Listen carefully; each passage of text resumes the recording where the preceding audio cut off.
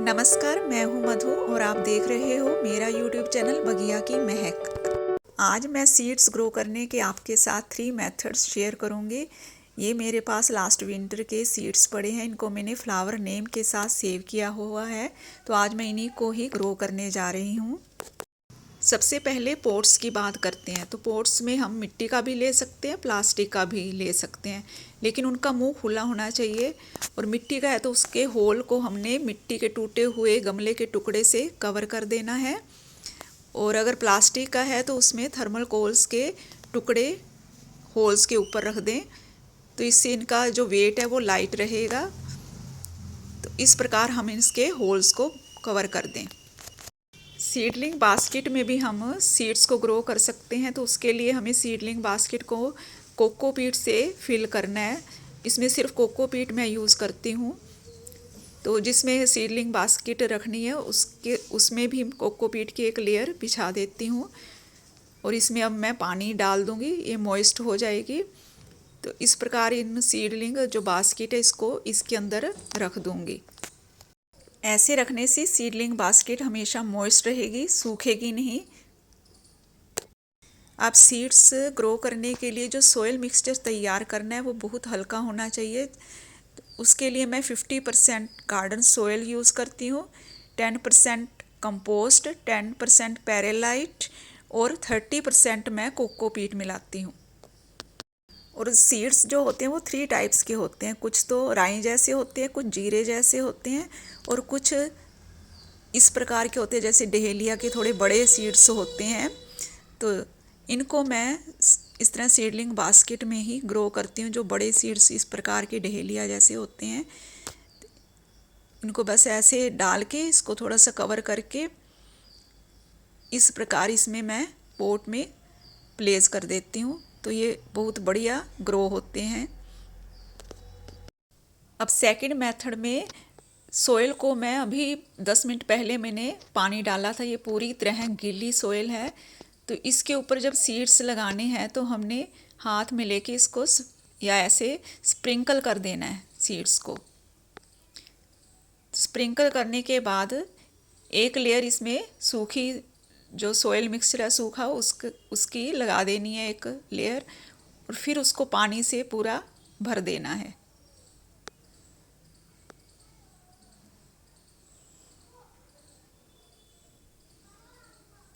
तो जो पहले सोयल हमने मॉइस्ट की है तो उसके ऊपर हमने जो सीड्स को स्प्रिंकल किया है, इससे सीड्स अपनी जगह से हिलते नहीं हैं। और अब पानी से पूरा इसको भर देना है। भरना इतना है, यानी इतनी इसको सोयल को गीला करना है कि आपको 3 से 4 दिन तक पानी देने की ज़रूरत ना पड़े। तो इतने दिनों में सीड्स भी जर्मिनेट हो जाएंगे। तो अब थर्ड मेथड ये है कि आपने 10-12 घंटे पहले सोयल को अच्छी तरह से पानी डाल के मॉइस्ट कर देना, गीला कर देना है। अब ये भुरभुरी सी हो जाती है तो उसमें आपने ऐसे सीड्स को स्प्रिंकल करके हाथ से इस तरह इसको हिलाना है, सीड्स को उल्ट पुल्ट कर देना है और दबा देना है थोड़ा सा हल्के हाथों से। अब पानी से इसको पूरा भर देंगे।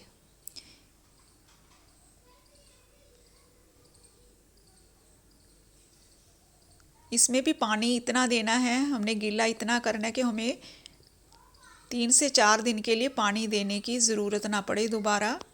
अब नवंबर आ गया तो मैं सीड्स इस समय लगा रही हूँ। इसका एक कारण है कि हमारा जो एरिया है वो राजस्थान एरिया है। यहाँ जो है गर्मी बहुत ज़्यादा पड़ती है। पंजाब हरियाणा के जो स्टेट्स राजस्थान के पास पड़ते हैं वहाँ भी अक्टूबर तक गर्मी बहुत ज़्यादा बनी रहती है, टेम्परेचर बहुत अप डाउन रहता है, जिस वजह से अगर सीड्स लगा भी लेते हैं तो वो हमारे जर्मिनेट ही नहीं हो पाते। तो जब मौसम ठीक हो जाता है, टेम्परेचर ज़्यादा अप डाउन नहीं रहता, तब सीड्स हम लगाते हैं। तो इस बार अक्टूबर तक भी काफ़ी गर्मी बनी रही, तो लास्ट नहीं तो वीक में हम लगा देते हैं अक्टूबर में। तो गर्मी ज़्यादा होने की वजह से मुझे ये पोस्टपोन करना पड़ा और मैं नवंबर में सीड्स लगा रही हूँ। तो आप भी अपने एरिया के मुताबिक ही सीड्स को ग्रो करें। तो सबका अलग अलग समय होता है सीड्स ग्रो करने का। कहीं सीड्स अगस्त सितंबर में लगा लेते हैं और कहीं अक्टूबर में और कहीं नवंबर में। इस प्रकार सीड्स लगाने के बाद मैं कवर कर दूंगी। जब तक कि इसकी जर्मिनेशन नहीं होती सीड्स की, तब तक इनको कवर रखूंगी। जैसे ही जर्मिनेट हो जाते हैं सीड्स, उसके बाद इनके ऊपर से प्लेट ये हटा देंगे। अब देखिए पूरे 4 दिन के बाद कुछ सीड्स तो जर्मिनेट हो चुके हैं। ये देखिए इसमें भी जर्मिनेशन स्टार्ट हो गए, 10-12 प्लांट्स इसमें भी निकल आए हैं। तो ये गेंदे के और डहेलिया की तो सबसे अच्छी जर्मिनेशन हुई है। देखिए बहुत अच्छे से प्लांट्स बन रहे हैं। सीड्स ग्रो करने से बहुत सारे प्लांट्स मिल जाते हैं, लेकिन ये देखिए इसमें अभी जर्मिनेशन स्टार्ट नहीं हुई। तो कुछ जो सीड्स है वो टाइम लेते हैं और कुछ जल्दी सीड्स तैयार हो जाते हैं। कुछ तो सेकंड डे ही यानी उस जर्मिनेट हो जाते हैं और कुछ टाइम काफ़ी लेते हैं, हफ्ता तक ले लेते हैं। तो सब सीड्स की अपनी अलग अलग नेचर होती है जर्मिनेट होने की। तो इस प्रकार हम जब सीड्स लगाते हैं तो हमें बहुत सारे प्लांट्स मिल जाते हैं। तो अलग कलर भी बहुत सारे मिल जाते हैं। अगर हम नर्सरी से लेके आते हैं, हम 1 प्लांट ले आएंगे, 2 प्लांट ले आएंगे। और यदि हम सीड्स लगाते हैं तो फिर तो हमारे पास प्लांट ही प्लांट होते हैं। तो इसको मैं अभी ढक के रखूँगी जब तक कि इसमें जर्मिनेट स्टार्ट नहीं होती। तो आज की ये वीडियो मैं यहीं पे ख़त्म करती हूँ। फिर मिलेंगे नई वीडियो में। तब तक के लिए नमस्कार। Happy gardening.